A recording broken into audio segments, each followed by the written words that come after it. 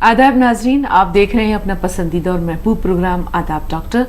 आपके साथ मैं आपकी मेज़बान शगुफ्ता यास्मीन, और इस प्रोग्राम की रौनक को, इसकी अहमियत को, इसकी इफादियत को दोबाला कर रहे हैं, चार चांद लगा रहे हैं वन ऑफ द लीडिंग यूनानी मेडिसिन कंपनी अतिया हब्स के फाउंडर, डायरेक्टर, प्रमोटर, हिंदुस्तान के सबसे मसरूफ़ और कामयाब तरीन हकीमों में से एक मसीहुल मुल्क हकीम अजमल खान अवार्ड से सरफराज, सबसे बढ़कर आप सबकी बहुत सारी मोहब्बतों और अक़ीदत के साथ इस्तकबाल करते हैं हकीम सुलेमान खान तूर साहब का। पुरतपाक खैर मक़दम। बहुत ज़रा नवाजी, शुक्रिया।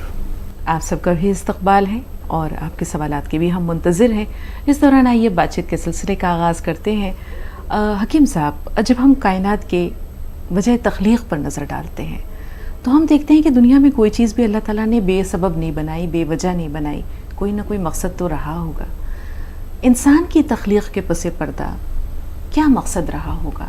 अल्लाह ताला ने एक जगह फरमाया है कि मैं एक पोशीदा ख़जाना था, मैंने चाहा कि पहचाना जाऊं तो मैंने मखलूक में इंसान को बनाया।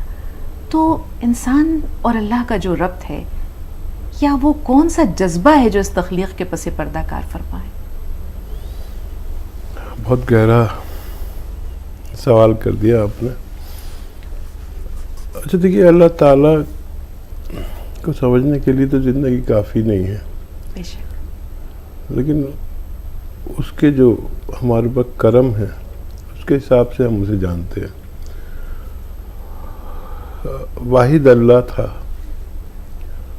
और कोई भी इतनी बड़ी ताकत, उसका वजूद और जो चाहे कर सकता हो, जो चाहे हो जाए कहने से बस। लेकिन उसको जानता कौन है?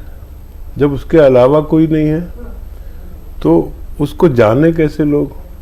तो उसने कितनी किस्म की फरिश्ते बनाए और शैतान भी पैदा हो गया, फरिश्तों में से ही शैतान। अब हमारी जहनियत, इंसानी फितरत आदम जिसे कहते हैं जी। तो जब फरिश्तों ने मना किया, आपने पढ़ा होगा कि तेरी इबादत के लिए हम काफ़ी हैं और ये शर करेगा, फसाद करेगा, तो अल्लाह ताला ने एक ही जवाब दिया था कि तुम वो नहीं जानते जो मैं जानता हूँ। अब ये इंसानी फितरत अल्लाह ताला ने इसमें डाली है और मीज़ान का मामला ये है कि हमारी नीयतों पर इन्हसार और सारी कमांड अपने हाथ में ले ली। अब मैं जो सोच रहा हूँ, जो कह रहा हूँ, हो सकता है मैं अदाकारी कर रहा हूँ, लेकिन वो वाकिफ़ है हर चीज़ से, हर किसी से। तो नीयतों पर इन्हसार कर दिया, आदम से गलती करा दी। आदम की क्या मजाल, हव्वा की क्या मजाल। और वो सब, वो गालिब का शेर है ना कि तमाशाए अहले करम देखते हैं। मतलब हम ही को दौलत दे दी और ये कहा कि गरीबों की मदद करो। अब मुझे आजमा रहा है कि ये गरीबों की मदद करता है कि नहीं करता है। दिल दे दिया तड़पने के लिए, औलाद दे दी, मतलब सब कुछ दे के और आजमाता रहता है। पता नहीं, ऐसा लगता है कभी हमारे साथ खेलता है, जैसे हम अपना दिल बहला लेते हैं अपने छोटे नामुर बच्चों से। लेकिन तख्लीक खूब की है और खूब की है। साजिदा साहिबा हैं, उनसे बात कर लेते हैं, फिर अपने सिलसिले की गुफ्तगू के यहीं से आगे बढ़ाएंगे। जी बताएं साजिदा साहिबा, क्या सवाल है आपका? साजिदा साहिबा जी बताइए, क्या सवाल है? जी अस्सलाम वालेकुम। वालेकुम अस्सलाम। वालेकुम अस्सलाम। जी शगुफ्ता साहिबा, आपका शुक्रिया, आपने मेरे सवाल का जवाब दिया था। और हकीम साहब से बताना चाहती हूँ कि मैंने पहले फ़ोन किया था, लेकिन आज फिर से बताना चाहती हूँ कि थायराइड का नुस्खा मैंने 6 महीना लिया था, बहुत आराम मिला। जो थायराइड की वजह से मैं दोपहर से मेरी तबीयत शाम तक बहुत ख़राब रहती थी, मैं उठ नहीं पाती थी खाना खाने के बाद। तो वो अब मेरा बिल्कुल ठीक हो गया, मैं बिल्कुल एक्टिव रहती हूँ पूरा दिन माशाल्लाह। और लेकिन थायराइड बाकी है अभी, मुझे लगता है अभी 6 महीना और खाना पड़ेगा मुझे। तो मैं खाऊंगी इंशाल्लाह। 60 साल पहले मैं बीमार हुई तो मालूम हुआ कि थायराइड है, लेकिन और पहले कितने साल से था ये मुझे नहीं पता। पीठ में पखौरा के नीचे से बहुत दर्द हुआ, करवट बदलना भी मुश्किल था। डॉक्टर ने कहा ठंड लग गई है। काफी दिन गुजर गए, फिर जांच हुई तो पेरिकार्डल इफ्यूजन नाम का मर्ज बताया, पेरिकार्डल इफ्यूजन। तो कहा, तो उसका जो इलाज उसने बताया, मैंने इलाज नहीं कराया। तो क्या ये मर्ज थायराइड की वजह से हुआ या ठंड लगने से हुआ? और आपने बताया था नमक जैतून के लिए इस्तेमाल करते, तो क्या इससे फायदा हो जाएगा? बेहतर, ठीक। सुनिए। अच्छा देखिए, कभी भी वैसे मर्ज का नाम तो बताना बेहतर है अगर डॉक्टर ने बताया। कभी भी अपनी तरफ से कोई नाम ना बताएं, डॉक्टर ने नाम बताया। और हकीमों को यह है कि कैफियत बता दें कि क्या होता है। हो सकता है वो रोग, वो मर्ज आपको ना हो जो डॉक्टर ने बताया है या आपको लगता है। हम लोग कैफियत पे चलते हैं। जो आप कैफियत बता रहे हैं कि आपने कहा कमर में दर्द है, तो ठीक है, कमर में दर्द है तो उसका मतलब होता है स्लिप डिस्क। आप अगर कहेंगे कि दर्द जानू में भी आता है या पिंडली में भी आता है, तो इस मर्ज का नाम बदल गया और कैफियत बदल गई। पहले तो सिर्फ डिस्क में आपको प्रॉब्लम थी, अब डिस्क ने किसी रग को दबाने लगी तो वो टांगों में, जानू में, पिंडली में, एक में या दोनों में आने लगा। तो हमें अगर कैफियत बताया करें तो हम लोग मशीनों से भी तेज़ समझ जाते हैं कि आपको क्या मर्ज़ है। तो कैफियत ज़रूर बताया करें। और जो भी मैं नुस्खा आपको बताऊं, जैसे आपको थायराइड में फ़ायदा हुआ या होगा, ऐसे ही उसमें भी फ़ायदा होना मुमकिन है। कभी भी मैं कोई नुस्खा ऐसा नहीं बताता जो हज़ारों बार का मुजर्रब ना हो, बशर्ते आपको असली दवा मिल जानी चाहिए। फ़ायदा देने वाला अल्लाह है, फ़ायदा मुमकिन है। अयूब साहब से बात करते हैं। हकीम साहब, अयूब खान साहब हमारे साथ राब्ते में एक बार फिर हैं। जी बताएं अयूब साहब। हकीम साहब जी अयूब जी भाई। जी फरमाइए। जी, मैं वो एसिडिटी के लिए दवा बुक कराया था मैं। फिर तो एसिडिटी के लिए और मैं गैस के लिए और सर का दर्द देता, इसके लिए क्या करना चाहिए? हकीम साहब से बात करना। जी लेकिन वो एसिडिटी के लिए मैं नुस्खा बताता हूँ, और वो सौंफ, सौंठ, जीरा, अजवाइन, धनिया, मेथी, 6 चीज़ें 100-100 ग्राम लेकर पाउडर बना लें, 1 चम्मच खाएं और 1 चुटकी नमक जैतून असली वाला 2 गिलास पानी में मिलाकर इस्तेमाल किया करें। ये बहुत मुजर्रब नुस्खा है जो 9-10 इमराज में काम आता है, जिसमें एसिडिटी, कब्ज़, बवासीर, kidney problem, liver problem, skin problem, मुहासे और बहुत सारे इलाज इससे होते हैं। ये दुनिया का बेहतरीन नुस्खा कह सकते हैं। जी ताहिरा साहब एक बार फिर राब्ते में हैं। जी ताहिरा साहब बताएं क्या कहना चाह रही हैं आप? हेलो जी फरमाइए। अस्सलाम वालेकुम। वालेकुम अस्सलाम। वालेकुम।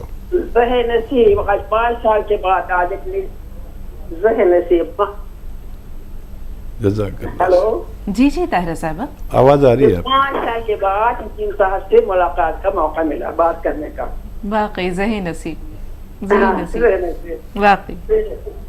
देखिए ऐसा है कि मैं 5 साल से आपकी दवाओं का इस्तेमाल कर रही हूँ। आपसे बुक वगैरह भी ली और आप जैतून का सिरका भी मंगवाया, लेकिन कोई फर्क नहीं हुआ। मुझे बीमारी है, अस्थमा है 15-20 साल से, और ये है चर्बी जमा हो गई है जगह जगह, और जनबेली ये एक ही किडनी है, इसका मुझे इलाज चाहिए। ठीक जी हकीम साहब, बहुत ज़हे सारे मसाइल। नसीब आपसे बात हो गई। देखिए, एक तो अस्थमा वाले को सिरका नहीं लेना चाहिए, क्योंकि ये सर्द मिजाज होता है, तो सिरका तो आप तर्क कर दें। और जिनको एक किडनी हो उनको पोटेंसी दवा की थोड़ी कम रखनी चाहिए, दूसरे लोगों से कम रखनी चाहिए। अस्थमा के लिए आप गरम अशिया लें। गरम अशिया में वो मैं नुस्खा बताता हूँ आपको। सपिस्तान, उन्नाब, अलसी, 3 चीज़ें पाउडर बना लें। 30 ग्राम इसमें पीपले मिला लें और 1 चम्मच सुबह 1 चम्मच शाम खाया करें। या माजून आर केयर इसमें आती है, लेकिन काफ़ी दिन तक खानी पड़ती है। तो ये गरम मिजाज है। और एक किडनी है तो कोई भी दवा लें तो डॉक्टर को ये इल्म होना चाहिए, जैसे आपने मुझे बता दिया, ताकि वो आपके मुताबिक दवा दें। एक किडनी हमेशा सलामत रहे और तो उसके लिए एक चुटकी नमक, जैतून 2 गिलास पानी में मिलाएं और 1 चम्मच अलसी जो हल्की सी भुनी हुई हो वो 1 दिन में ले लिया करें। ये आपको किडनी, लीवर, एसिडिटी, कब्ज़ और अस्थमा का बड़ा ख्याल रखती है। आप अपना खूब ख्याल रखिए, अल्लाह आपको सलामत रखे। रेहाना साहिबा, रेहाना पठान साहिबा पुणे से हैं फ़ोन लाइन पर। आइए बात करते हैं। जी रेहाना साहिबा, बताएं क्या सवाल है आपका? वालेकुम अस्सलाम। वालेकुम। मैंने जैतून का सिरका मंगाई है जी। और गोंद मोरिंगा मंगाई है। जी, बात तो जारी मुझे- रखिए।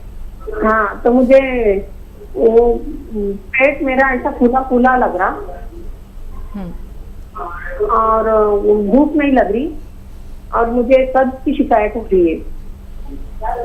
जी। अच्छा, बाथरूम मुझे 2 दिन बाद, 1 दिन बाद ऐसी हो रही। किस मर्ज के लिए ले रहे हैं आप? किस मर्ज के लिए ले रहे हैं ये चीज़ें? आपके यहाँ कॉल किया था हकीम साहब, उन्होंने बताया था मेरा पेट, लीवर बड़ा है, मेरा पेट फूला फूला रहता है, एसिडिटी है, गैस की शिकायत है, ठीक। खट्टी डकारें आती है, मुंह में पानी आता है। अभी कुछ शिफा का हुआ? कितने दिन से ले रहे हैं? अभी 8-10 दिन हो गए हकीम साहब। कुछ बेहतरी हुई? थोड़ा डकारें तो कम हो गई, लेकिन पेट का मेरा फूला फूला ही लग रहा है। ठीक है। अच्छा देखिए, थोड़ा सा सब्र करें। अभी 8 ही दिन हुए हैं, टकारें कम हुई हैं तो हाजमा दुरुस्त होना चाहिए, वरम जाना चाहिए आपके पेट का, और लीवर अच्छा होना चाहिए। लीवर जब तक मुतासिर रहेगा आपको परेशानी रहेगी। तो ये जो फ़ायदा हो रहा है ये लीवर में ही फ़ायदा हो रहा है। फिर औराम जाएंगे, लीवर का वरम जाएगा। और 1 चम्मच धनिया के साथ लिया करिए इसे, और गोंद मोरिंगा सिर्फ 2 चुटकी ही लिया करें रोज़ाना 1 बार। इंशाल्लाह 1 से ज़्यादा महीना इस्तेमाल करें तो फ़ायदा मुमकिन है। नाज़रीन, प्रोग्राम का सिलसिला जारी रहेगा। आपके कॉल्स का भी इस्तकबाल और खैर मकदम है, लेकिन यहाँ वक्त हो रहा है एक छोटे से वक्फे का। मिलते हैं इस ब्रेक के बाद।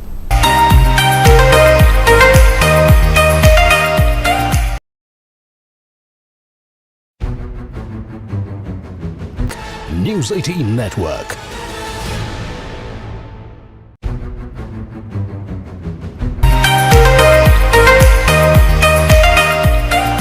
ब्रेक के बाद एक बार फिर आप सबका खैर मकदम है। आइए प्रोग्राम के सिलसिले को ले चलते हैं अगले पड़ाव के जाने। हकीम साहब, ताहिरा साहबा ने जो सवालात, अपने मसाइल जो बयान किए, उनमें एक शायद उन्होंने ये बात ये भी कही थी कि चर्बी की तहें या चर्बी की गांठें हैं जब, या फैट डिपोजिशन हो गया है जिस्म में, तो उसको कैसे, उस मसले का क्या हाल है? देखिए, एक तो वो आता है ज़ीरे का सिरका, वो फ़ायदा तो बहुत करता है, लेकिन ये ना हो कि आप चर्बी और ज़्यादा खाने लगें। मतलब सब दवाओं की एक अपनी औकात है। हम अगर चर्बी कम करने के लिए और चर्बी तहलील करने के लिए अद्वियात ले रहे हैं तो एनिमल फैट से बचें। अच्छा, लोग ये समझते हैं एनिमल फैट सिर्फ गोश्त में है। एनिमल फैट इसमें भी है, घी में भी है, दूध में भी है, मक्खन में भी है। तो याद रखें, जो अज्जा गोश्त में है वही सब इसमें भी है। तो अगर फैट कम करना है तो इन सब चीज़ों को छोड़ना होगा। वेजिटेबल ऑयल खाएं और ये ज़ीरे का सिरका इस्तेमाल कर सकते हैं। जी हकीम साहब, एक बहुत अच्छा मुतबादिल है वो लोग जो शाकाहारी हैं उनके लिए, सोयाबीन, इसमें कहते हैं कि इसमें इतनी ज़्यादा खूबियाँ हैं, प्रोटीन भी हैं, दूसरे जो मिनरल्स भी होते हैं, जाहिर सी बात है और चीज़ें भी मौजूद होती हैं, लेकिन ये इतना बेहतरीन है कि इसमें फ़ैट नहीं होता। क्या ये बात, अगर हम ना खाना चाहें वो चीज़ें, यानी एनिमल फैट्स को अवॉइड करना चाहें, तो सोयाबीन का इस्तेमाल कैसा रहता है? चाहे वो उसके चंक्स ले लें, चाहे उसके ग्रैनुअल्स ले लें, या उसको बीजों के शक्ल में इस्तेमाल करें सोयाबीन को ओरिजिनल फॉर्म में? हाँ देखिए, अच्छी चीज़ है और वेजिटेबल में है, लेकिन ये ज़रूरी नहीं है कि अगर कोई चीज़ ऑयली है तो वो आपका फैट बढ़ाएगी। जैसे आप बादाम का तेल इस्तेमाल करें तो आपका फैट कम होता है। अच्छा, अगर आप अखरोट इस्तेमाल करें, सब ऑयली चीज़ें हैं, बिल्कुल, तो उससे भी आपका फैट कम होता है।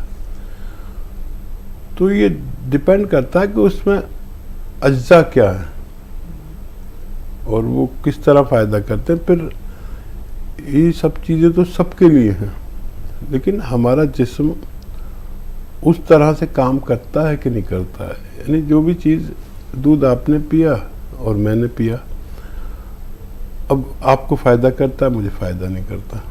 तो हमारी मशीनरी अच्छी है कि नहीं, हमारा हाजमा अच्छा है कि नहीं। आप कोई दूध पीता है तो दुबला होता है, क्योंकि उसको दुबला होने वाला थायराइड है। एक आदमी दूध पीता है तो उसकी सेहत अच्छी रहती है। तो पहले मशीनरी अच्छी करें, और यूनानी मशीनरी और हाजमा अच्छा करने पर अच्छा काम करते हैं। बिल्कुल। हकीम साहब, चर्बी का जहाँ तक सवाल है, इसमें हमारी अपनी सुस्ती काहली या हमारे हरकत व सकनात का, हमारे अफ़आल व अमाल का बहुत बड़ा हाथ है।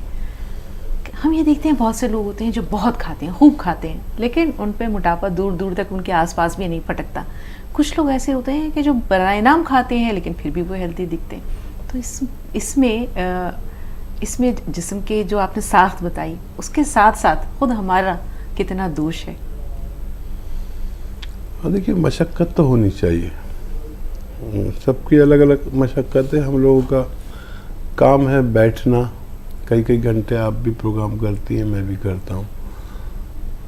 तो ये अगर ये काफ़ी होता तो फिर मैं लोगों से कहता कि आप पैदल ना चलें। तो पैदल चलने से हमारे जिस्म का सिस्टम है, वो उसमें चर्बी जलती है, डायबिटीज़ जलती है। पैदल चलना एक बहुत बड़ा वो है, यानी एक्सरसाइज।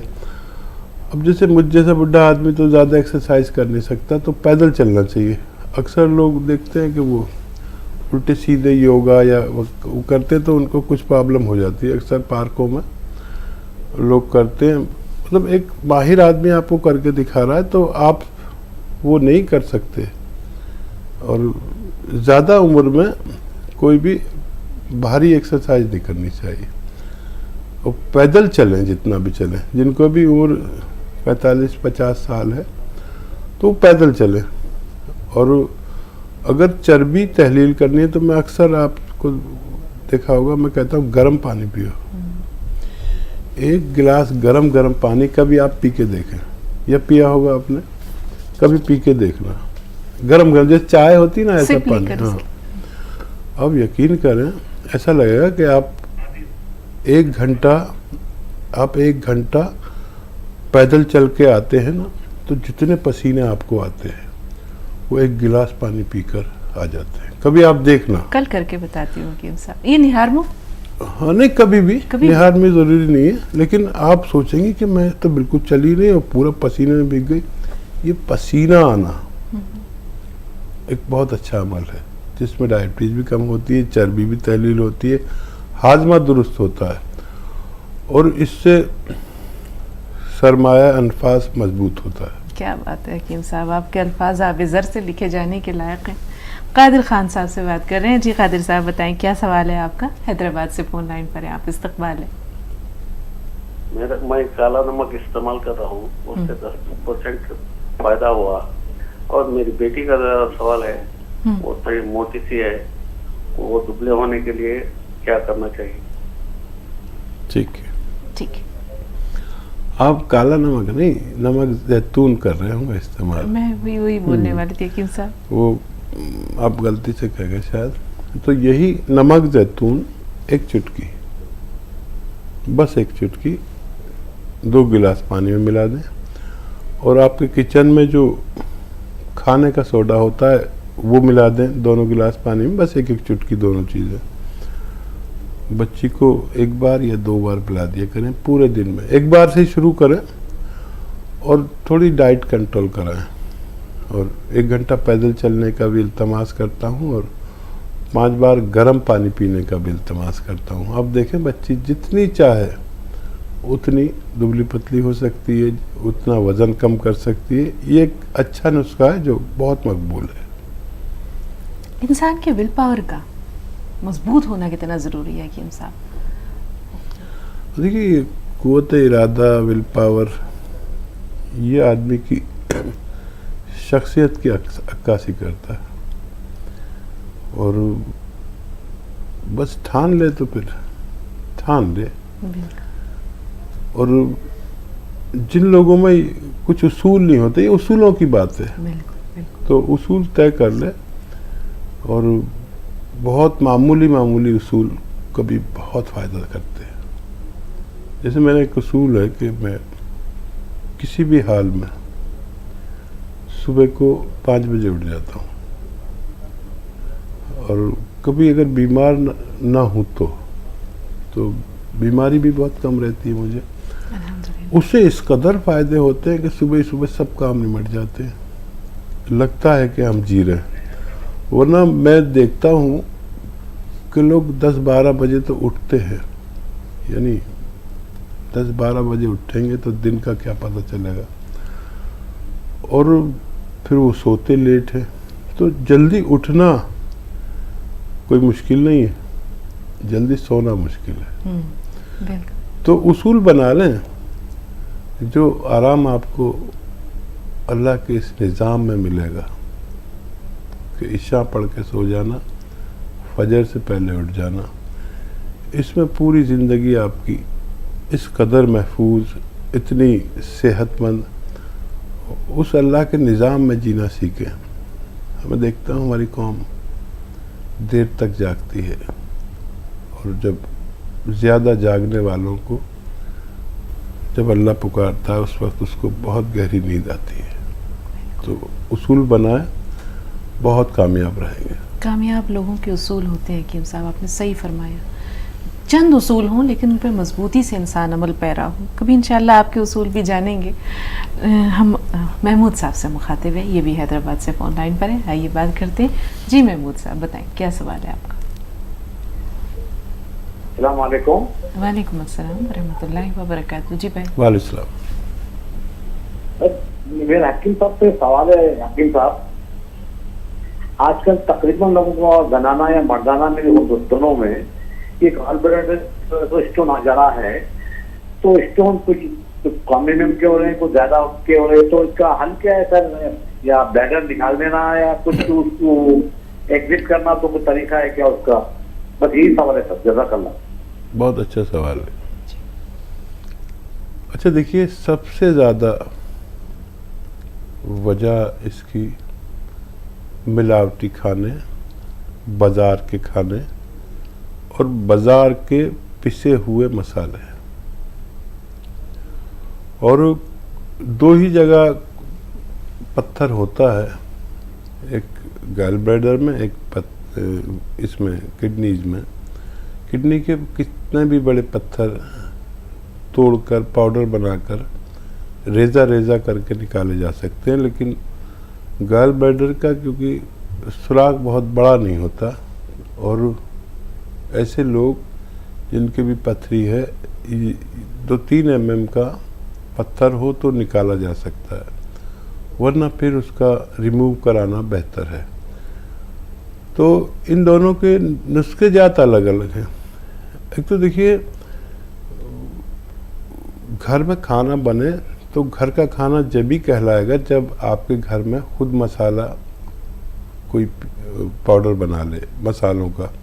पिसे पिसाए मसालों से में वो नहीं होता कि वो पथरी को बनने ना दे। और ये जो मामूली सी चीज़ें आप इस्तेमाल करते हैं, जो लौंग है, इलायची है और लहसुन है और दूसरी चीज़ें हैं, ये चर्बी को काटती है।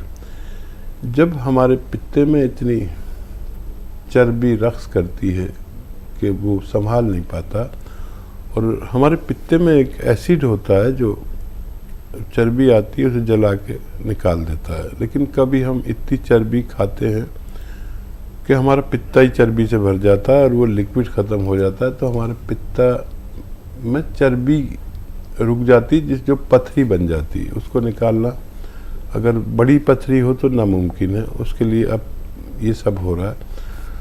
तो चर्बी का, एनिमल फैट का कम से कम प्रयोग करें, इस्तेमाल करें, और गैल ब्लैडर की पथरी निकाली जा सकती कितनी भी बड़ी हो। इलाज अलग अलग हैं। एक इलाज ये है कि अगर गैल ब्लैडर में अगर छोटी सी पथरी है, चाहे कितनी भी हो छोटी छोटी, तो वो निकल सकती है। तो उसके लिए जैतून का सिरका 3 चम्मच और 3 चम्मच जैतून का तेल 1 गिलास पानी में मिलाकर इसे पी लिया जाए। 3 से 5 दिन तक ये इस्तेमाल किया जाए तो छोटी पथरियाँ निकल सकती हैं हमारे गैल ब्लैडर से। और पानी फिर 1 गिलास और पी लें बाद में।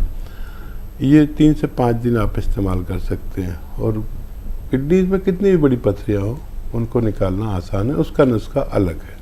नाज़रीन, प्रोग्राम का सिलसिला जारी रहेगा, आपके कॉल्स का भी इस्तकबाल और खैर मक़दम है, लेकिन यहाँ वक्त हो रहा है एक छोटे से वक्फे का। मिलते हैं इस ब्रेक के बाद।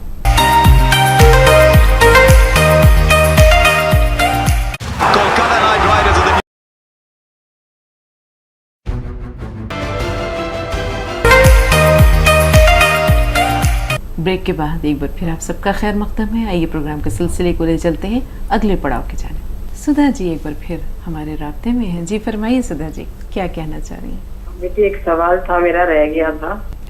हाँ बेटा, एक मेरा सवाल है हकीम साहब जी से कि मैंने रीठे का पाउडर भी मंगा लिया है और रीठे भी मंगा लिए। मंगाए तो रीठे थे, पाउडर भी ले आया बेटा, रीठे भी ले आया। तो अब ये बताइए कि कौन सा ठीक रहेगा, पाउडर का ही शैम्पू बना लूं या रीठे का तोड़ करके उसका ही शैम्पू बनाऊं, और कैसे बनाना है आप ये भी बताइएगा। अच्छा देखिए, रीठा जो है वो यूनानी का ओरिजिनल शैम्पू है, और हमने खुद देखा कि किसी के हाथ काले हों या किसी का बर्तन ख़राब हो, जैसे कोई प्लास्टिक की कैन हो अंदर काली हो रही हो, किसी सूरत नहीं होती थी, तो हम उसमें रीठे का पाउडर डाल के और पानी भर के ऐसे हिलाते थे, थोड़ा रख देते थे और फिर धोते थे तो सारी साफ़ हो जाती थी। ये इसमें ओरिजिनल झाग होते हैं। आप इसे ऐसे भी इस्तेमाल कर सकते हैं, वरना अगर इसको बहुत अच्छे से इस्तेमाल करना है तो रीठा, शिकाकाई, आंवला, और ये रीठा तो आपने हम मदन लें, इनका पाउडर हो, और 1-2 मुट्ठी भर के एक ऐसे बर्तन में जो लोहे का हो, कच्चे लोहे का, जैसे तवा होता है ना, कच्चे लोहे का तवा जी, जो गांवों में तो कच्चे लोहे का इस्तेमाल, उसमें भिगो दें। तो ये उसमें डालने के बाद अगर भिगो देंगे आप तो ये काला हो जाता है, कुदरती काला हो जाता है। और वो काला रंग जब आप सर में लगाते हैं तो ओरिजिनल काला रंग आता है सर पे, बालों में ओरिजिनल काला रंग। इसमें कुछ लोग मेहंदी भी डाल लेते हैं इसमें ज़रूरत की, लेकिन मेहंदी में भी वो आजकल हाइड्रोजन पेरोक्साइड मिला देते हैं। तो आपने देखा होगा ना कि मेहंदी, ओरिजिनल मेहंदी कभी भी हमारी स्किन पर नहीं रचती। ऐसी स्किन जैसे पेशानी, हाँ, या यहाँ पर कभी नहीं रचती, हाथों पे रचती है, हाथों पे रचती है। हाँ, ये जो लगाते हैं ये नकली मेहंदी होती है, तो ये हर जगह रचती है। वरना मैंने इस्तेमाल की है ओरिजिनल मेहंदी, सर में लगा लो और यहाँ भी लग जाएगी तो यहाँ उसका रंग नहीं आएगा। ओरिजिनल उसे कहते हैं जब पत्ते की आप खुद पीसे, और उसमें इतनी खुशबू होती है, हफ्तों रहती है कि जिधर को निकल जाओ उसको खुशबू महसूस होती है। जिस गली से आप निकलो उसके गुजरने वालों को हमारी बालों की मेहंदी की खुशबू आती है। बिल्कुल। अब तो कुछ ओरिजिनल रहा नहीं।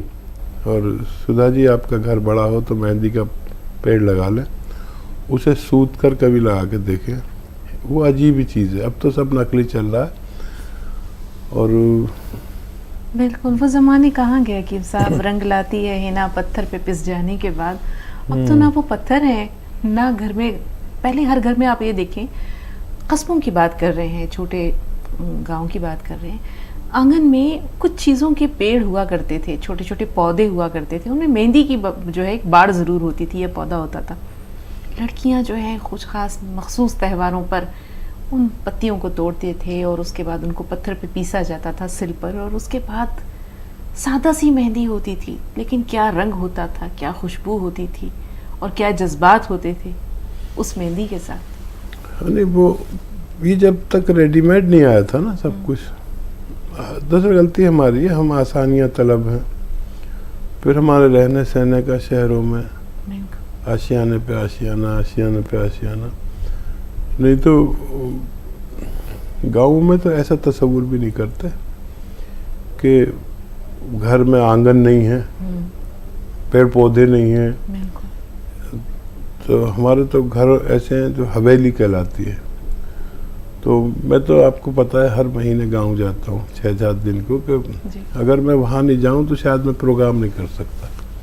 मैं वहाँ जाके, जैसे मोबाइल चार्ज होता है ना, तो मैं चार्ज होता हूँ। और वो आंगन और वो हैंडपम्प आज तक है, सारी जदीद चीज़ें हैं, लेकिन वो मैंने आज तक रखा हुआ है। घर में पौधे हैं, बड़ा घर है, तो अंजीर भी आता है। मैं गया तो मेरे भाई ने सबसे पहले मुझे 2 अंजीर ला के दिए ताज़ा तोड़ के।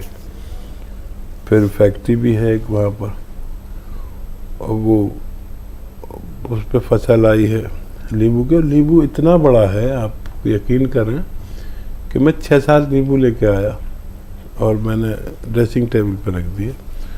तो इतने बड़े थे कि मेरा बड़ा बेटा आया, उसने उठा के सबसे पहले उसमें मुंह मारा, संतरा समझ के या मौसमी समझ के। अरे मैंने कहा क्या कर रहा है, इतने नींबू तो इतने बड़े। तो ये वहाँ ऑर्गेनिक, उसमें खाद नहीं डालते। आड़ू का पेड़ घर में है तो अनार का पेड़ घर में है, ये शान है। वहाँ मकान थोड़ा कम बनाते हैं लेकिन आंगन थोड़ा ज़्यादा बड़ा रखते हैं। कभी आप आए मेरे गांव तो आपको बड़ा मसरत होगी इंशाअल्लाह। किम साहब, वाकई इन आंगनों की क्या बात है। इसी आंगन पे तो एक नावल भी लिख दिया था खदीजा मस्तूर साहिबा ने। एक कॉलर है और हमारे साथ महमूद साहब फोन लाइन पर एक बार फिर राब्ते में। जी महमूद भाई, कुछ रह गया है, मजीद कुछ कहना चाह रहे हैं? महमूद साहब, हमें सुन पा रहे हैं आप? जी हाँ, जी हाँ। जी फरमाइए। सर, अभी मैं कुछ देर पहले आपसे सवाल किया था लेटर के ताल्लुक से, उसका तो जवाब मिल गया, शुक्रिया। हाँ। और एक सवाल है सर, हमारे एरिया है सर, वो थायराइड की शिकायत है, थायराइड की गोली चल रही है, लेकिन बाला जाने की शिकायत बहुत है सर, सबके बाल बहुत झड़ते हैं। हाँ। इसका कोई इलाज थायराइड की है बाल? ठीक, बहुत बहुत अच्छा इलाज है। जी। और थायराइड को कंट्रोल किए बगैर इलाज मुमकिन नहीं है। आप अपनी थायराइड की गोली छोड़ना नहीं, लेकिन एक बड़ा अच्छा नुस्खा है। और मैंने तो जिसको भी बताया उसका फीडबैक यही आया कि अल्लाह ने फ़ायदा दे दिया। आप भी कोशिश कर लें। धनिया 300 ग्राम, धनिया का दाना 300 ग्राम, मेथी का दाना 100 ग्राम और आंवला सूखा हुआ 100 ग्राम, इनको पाउडर बना लें। और इस एक अलग से ले लें नमक जैतून, एक चुटकी नमक जैतून 1 गिलास या 2 गिलास पानी में मिलाएं। ये पाउडर सुबह खाएं, जब आप गोली खाएं ना उसके बाद खा लें या पहले खा लें। ये 3 चीज़ों का पाउडर और ये पानी पी लें, बस 1 बार या 2 बार। अपनी दवाई खाते रहें। और जैसे जैसे आपको हर 2 महीने में फिर थायराइड टेस्ट कराना, जैसे जैसे कम होता जाए आप थायराइड की गोली कम करवाते जाएं अपने डॉक्टर के मशवरे से। ये बेहतरीन इलाज है, अगर आप इस्तेमाल करें तो फ़ायदा मुमकिन है। हकीम साहब, किसी को थायराइड है, पहचान क्या है, अलामत क्या है? एक तो इसका टेस्ट है। हाँ वो तो है, कोई काहिल इंसान ना करवाए ये सोचे कि मुझे नहीं है लेकिन उसे है, फिर क्या करें? अच्छा देखिए, थायराइड का पहचान है। जैसे कभी आप मुझे ये देख लें मैं थोड़ा सा मोटा हो रहा हूँ, कभी ये देखें पतला हो रहा हूँ, ये होता रहता है। पहले आप मुझे इतने दिन में मिली हैं तो मुझे थोड़ी स्लिम लग रही हैं, बहुत दिन में देखने वाला बता सकता है, रोज़ाना मिलने वाला नहीं। तो कभी आप थोड़ी मोटी लगेंगे तो मैं कहूँगा आप थोड़ी हेल्दी हो रही हैं। तो अगर वज़न कम और ज़्यादा हो रहा है तो समझ लीजिए थायराइड नहीं है। अच्छा। अगर वज़न बढ़ता ही जा रहा है या कम ही होता जा रहा है तो समझ लीजिए शक है कि थायराइड है। टेस्ट जो है वो एक सनद है, वरना अंदाजे से मैं बताऊं तो वो लोग मानते नहीं। दरअसल टेस्ट की तरफ रुझान ज़्यादा हो गया, वरना हुक्मा तो ऐसे एक नज़र में ही पता चल जाता था। कारूरा हकीम साहब, कितना खूबसूरत ये लफ्ज़ है और कितना मुस्तामिल ले रहा। हाँ देखिए, कारूर ऐसे समझते थे, यानी आदमी के यूरियन से भी समझ में आता है। चेहरा बहुत बड़ी किताब है, उस पर सारे मर्ज लिखे रहते हैं। मैं तो अभी प्रैक्टिस नहीं करता, मैं प्रैक्टिस करता था तो आदमी आया अपनी बीवी को लेकर और उसके पास इतना बड़ा लिफाफा। अब इतना बड़ा लिफाफा आ रहा है तो जाहिर है उसमें MRI होगा, और फिर बीवी थोड़ी लंगड़ा भी रही तो समझ में आ गया कमर में। अब वो दसियों हज़ार की रिपोर्टें करा रखी है और ये सब ये देख लो। मैंने कहा भाई मैं इसे नहीं देखता। फिर मैंने उनकी भी कहा कि देखो इनके कमर में नसें दबी हुई हैं, टांगों में दर्द आता है।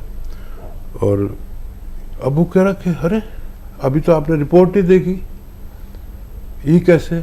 तो काफ़ी कुछ चेहरे में होता है, स्ट्रक्चर में होता है, कुछ तजर्बे में होता है। अब वो इतना हैरत में, वो फिर उसकी भी ठीक हो गई जो 10-12 साल से परेशान थी।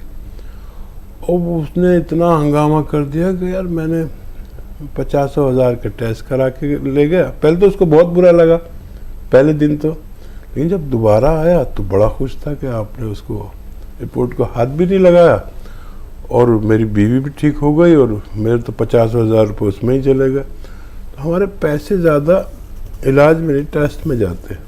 और मैंने अल्हम्दुलिल्लाह अपनी पूरी ज़िंदगी में किसी का कोई टेस्ट नहीं कराया। अल्लाह ने तजर्बा दिया। मैं कहता हूँ भाई तू चाहे तो करा ले। मतलब ये मैंने कभी, अगर मैं जब प्रैक्टिस में था तो 500 लोग आते थे मेरे पास एक दिन में, और भी थक जाता था, कुछ वापस भी चले जाते थे। और वो भी सुबह के 12 बजे तक, दोपहर के हम लोग मरीज़ को वो ले लेते, तकर्रुर कर लेते, उसके बाद आया तो नहीं लेते, तब 500 हो जाते थे। तो मैं चाहता तो करोड़ों रुपए वो अगर हम टेस्ट लिख के देते हैं तो दलाली मिलती है, जब कमीशन कह लो, कुछ भी कह लो। अल्लाह का एहसान, मैंने आज तक कोई कमीशन, कोई दलाली नहीं खाई। नहीं तो करोड़ों रुपए महीना मेरे को उसका आ सकता था, लेकिन मेरे दिल ने गवारा नहीं किया। नाज़रीन, प्रोग्राम का सिलसिला जारी रहेगा, आपके कॉल्स का भी इस्तकबाल और खैर मक़दम है, लेकिन यहाँ वक्त हो रहा है एक छोटे से वक्फे का। मिलते हैं इस ब्रेक के बाद।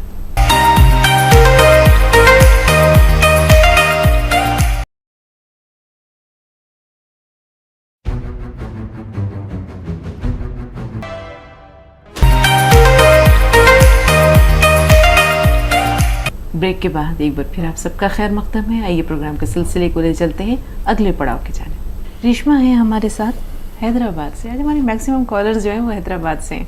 रेशमा साहिबा जी फरमाइए, क्या सवाल है आपका? बहुत खुजाला आ रहा है और बाला भी झड़ रहे हैं। खुजली आ रही है जी।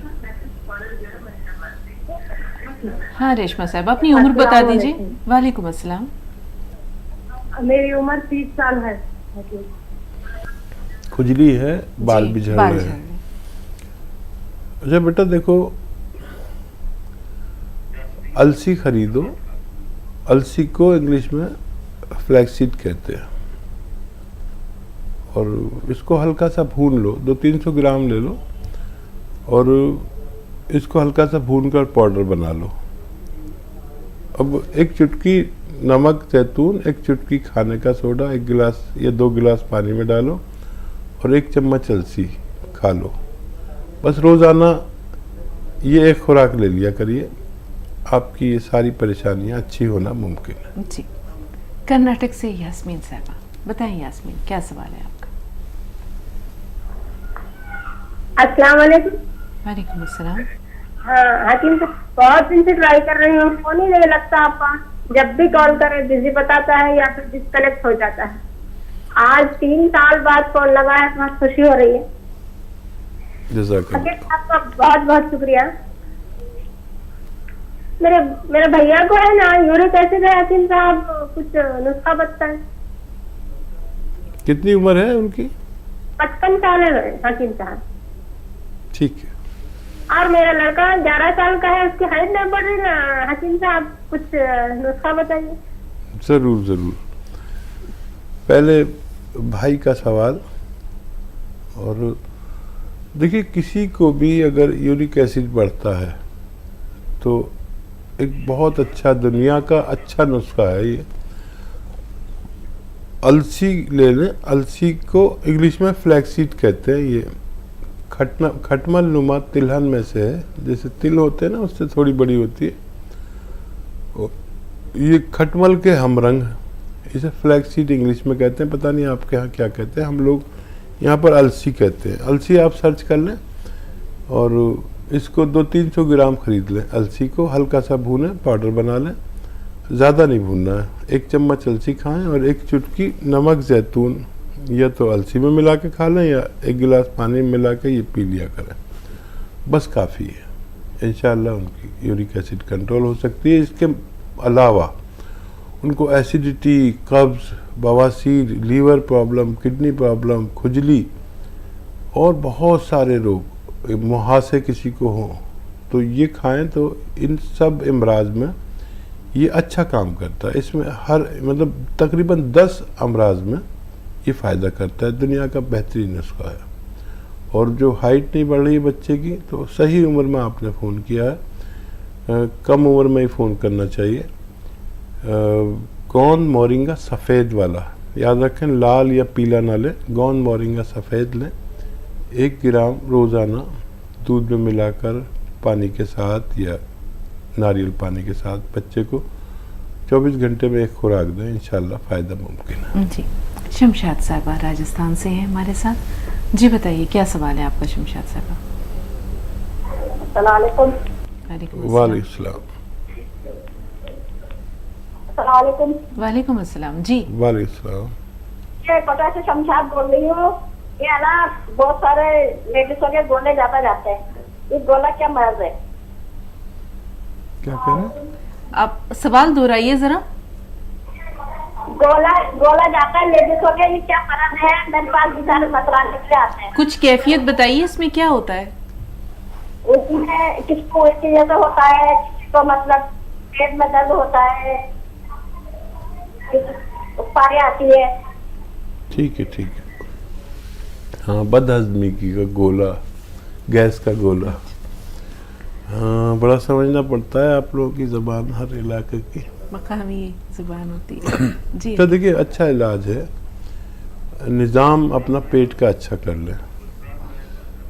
वो सौंफ, सौंठ, ज़ीरा, अजवाइन, धनिया, मेथी, मेथी का दाना, एक बार और बोल देता हूँ, सौंफ, सौंठ, ज़ीरा, अजवाइन, धनिया, मेथी का पाउडर बना लें 100 ग्राम लेकर, ये घर में रहना चाहिए। और एक आता है नमक जैतून, ये अलहदा से आप ख़रीद के रखें। ये जो आपने सफ़ूफ बनाया 6 चीज़ों का, 1 चम्मच खाएं और 1 चुटकी नमक जैतून 2 गिलास पानी मिला के आप दिन में 1 बार या 2 बार ले लिया करें। तो ये गैस का गोला और एसिडिटी, कब्ज़, बवासीर, बहुत सारे रोगों में ये काम करता है। पेट के निज़ाम को दुरुस्त करता है, लीवर के सिस्टम को अच्छा करता है और आराम को, यानी जो वर्म हो जाते हैं उनमें भी फ़ायदेमंद है। जी। कर्नाटक से गुलजार साहब, बताएं क्या सवाल है आपका? हेलो, अस्सलाम वालेकुम। जी वालेकुम अस्सलाम। हकीम साहब का सलाम। वालेकुम रहमतुल्लाहि व बरकातहू। हकीम साहब, मुझे क्या है 55 साल उम्र है।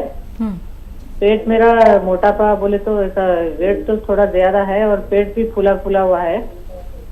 मतलब हाथ पैर बराबर है। हाँ, पेट का क्या है वो, ठीक पेट बहुत बड़ा दिखता है मेरा, ठीक और वो पेट उसका कम करना है, वजन पेट का, और ये घुटनों में दर्द है। ठीक 55 ईयर्स उम्र है मेरी। ठीक है, वजन भी बता और दें मेरी कितना? और एक बच्ची का बाल बहुत झड़ रहे हैं जी। उसकी 24 साल उम्र है, और उसको माहवारी जब आती है नहीं 3 रोज बहुत पेट दुखता है। इसका जरा इलाज बताइए। ठीक है। अच्छा देखिए, वज़न कम करने के लिए डाइट कंट्रोल ज़रूरी है। मेरा भी कभी वज़न बढ़ता है तो मैं डाइट कंट्रोल से ही पूरा वज़न अपनी ज़रूरत के मुताबिक ले आता हूँ, और वो डाइट में लेता हूँ। सुबह 1 कटोरी दाल खा ली, दोपहर को 1 फल खा लिया, शाम को खाना खाता हूँ, वो अपनी खुराक से निस्फ यानी आधा। इससे भी वज़न कंट्रोल होता है, और ख़ास तौर पर पेट कंट्रोल होता है, वेट कंट्रोल होता है। और 1 घंटा पैदल चलना ज़रूरी है। बार बार गर्म पानी, खूब गर्म पानी पीना ज़रूरी है, इससे खूब वज़न कम होता है। मैं अपना करता हूँ। और कुछ लोग ऐसे ज़रूर होंगे जिनको ये सब बर्दाश्त नहीं होगा, तो ये ज़ीरे का सिरका 2-2 चम्मच 3 बार लें, और डाइट कंट्रोल फिर भी करें। 1 घंटा पैदल चलें, गर्म पानी बार बार पिए, तो ये सीधा पेट को फ़ायदा करता है, और एसिडिटी, कब्ज़ में भी फ़ायदा करता है, चर्बी को तहलील करता है। ये आप ले सकते हैं ज़ीरे का सिरका, या फिर जिनको ये नहीं चलता, किसी किसी को सिरके नहीं चलते, तो उन्हें चाहिए कि 1 चुटकी नमक ज़ैतून और 1 चुटकी खाने का सोडा 2 गिलास पानी में मिला के दिन में 1 बार या 2 बार लिया करें। इंशाअल्लाह फ़ायदा मुमकिन है। जी, बच्ची से मुताल्लिक़ जो सवाल है उसके लिए थोड़ा सा इंतज़ार रखिए साहब। शाहिद साहब बिहार से हैं, इनका सवाल ले लेते हैं। जी शाहिद भाई बताएं, क्या सवाल है आपका? जी, मेरे पापा नशा बहुत ज़्यादा करते हैं, शराब पीते हैं। ठीक है, नशे की आदत है हकीम साहब, कैसे दूर? और देखिए, हौसला करें, हवाला दें जिससे मोहब्बत करते हो उसका, नहीं तो वो किसी से मोहब्बत ही नहीं करते। अल्लाह का हवाला दें, अपना हवाला दें, उनके औलाद का, जिससे वो मोहब्बत करते हो। और देखिए, अगर जब तक गैरत है, जब तक उनकी शराब छूटने की उम्मीद है। अगर बेगैरत हो गए तो फिर कोई नहीं छुड़ा सकता। बस फिर एक ही नुस्खा है, 1 चुटकी फिटकरी उनकी बोतल में मिला दें खामोशी से। जब भी पिएंगे उन्हें उल्टियाँ हुआ करेंगे, हो सकता है इससे तंग आकर वो शराब छोड़ दें। बिल्कुल हकीम साहब, अल्लाह ताला उन्हें हिदायत दे। वो अहम सवाल बच्ची का जो 24 साल उम्र है, और महामारी के दौरान 3 दिन बहुत तकलीफ़ में गुजरते हैं, उसके लिए कोई नुस्खा बता दीजिए। कलौंजी का सिरका 2 चम्मच 1 गिलास पानी में डालें, 1 चुटकी खाने का सोडा मिलाएं, और ये पिला दिया करें रोज़ाना 1 बार रात को सोते वक्त। बच्ची की तकलीफ़ कम हो सकती है, ज़रूरत के मुताबिक आ सकती है, ख़त्म नहीं हो सकती। इस्तेमाल करें, फ़ायदा उठाएं। जी रेहाना साहिबा फरमाएं, क्या सवाल है आपका? जी रेहाना साहिबा फरमाइए, क्या कहना चाह रही हैं? टीवी की आवाज़ म्यूट कीजिए, सवाल बताइए अपना। हेलो। जी। अस्सलाम वालेकुम। वालेकुम अस्सलाम। कहना है मैडम कि ये मेरी सास है, उनको 1 महीना से सीधे हाथ सीधे पाँव में फालिश आ गए, तो हॉस्पिटल में मतलब इलाज हो रहा है, दवा चल रहा है, मतलब कैसे आपके पास कोई उपाय है? और ठीक है जी, हाँ, डॉक्टर का इलाज करते रहें, और एक्सरसाइज भी करें। ये हाथ चलाया करें, जो हाथ नहीं चलता, जो पैर नहीं चलता, वो पैर भी चलाया करें, यानी फिजियोथेरेपी ज़रूर करें। और कलौंजी का सिरका 2-3 चम्मच रात को 1 गिलास पानी में डालें, और 1 चुटकी खाने का सोडा मिलाकर रोज़ाना 1 बार या 2 दफ़ा पिला दिया करें। इंशाअल्लाह फ़ायदा मुमकिन है। जी हकीम साहब, फिजियोथेरेपी का क्या रोल है इस तरह की बीमारियों में, फालिज हो या कोई और लकवा हो? और देखिए, पूरा जाल है नसों का और पट्टों का हमारे जिस्म में।